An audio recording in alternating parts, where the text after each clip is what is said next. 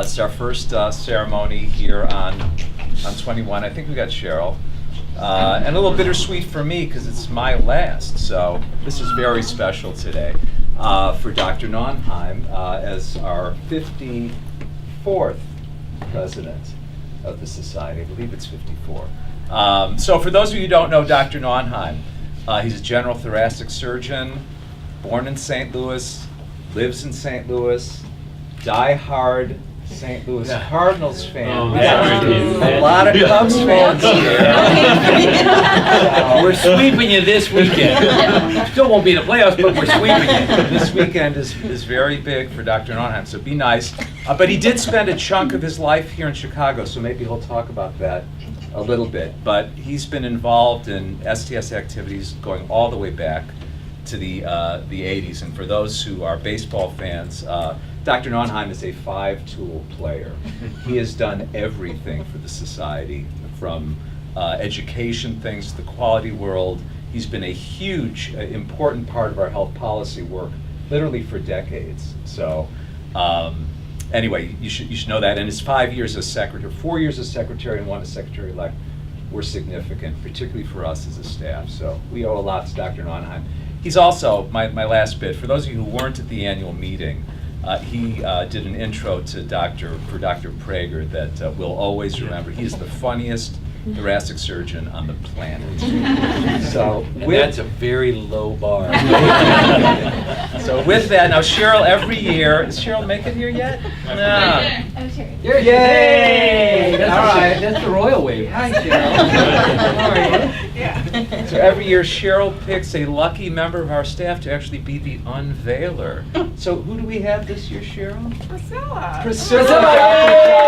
Yay! So with that, Priscilla, the floor is yours. We all await what we're going to see. Dun, dun, dun. There. Here we go. Ta-da!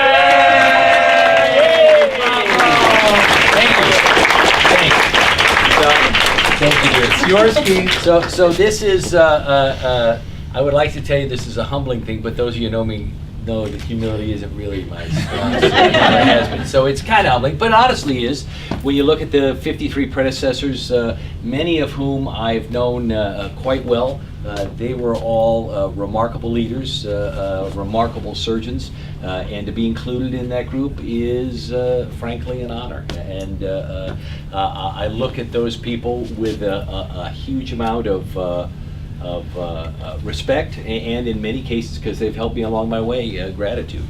And I'm looking that way, but I also have to look this way, because I am honored to be working with all of you. Many of you I've known for literally years, if not decades. God, how old is he? Geez, you know how old he is. I was tall when I met Dr.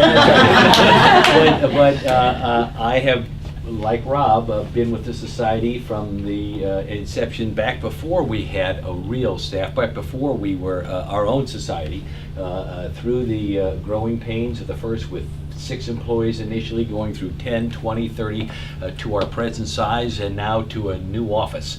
So it's been a remarkable journey, and one that these guys took all the credit for, but most of the credit actually belongs to everybody standing here. Certainly in my year, that's been the case. This place would go nowhere. I mean, I take all these credit for all the work I do on guidelines. Scott very nicely just sort of sits behind and goes, I did the work. I did the extra work. But he lets me take the credit. The same with Michelle for the annual meeting coming up, and for Priscilla for all we do for the foundation. Every one of you guys does the things that make the STS work on a day-to-day basis, and make it honestly what I think most people would consider the jewel of medical or surgical societies.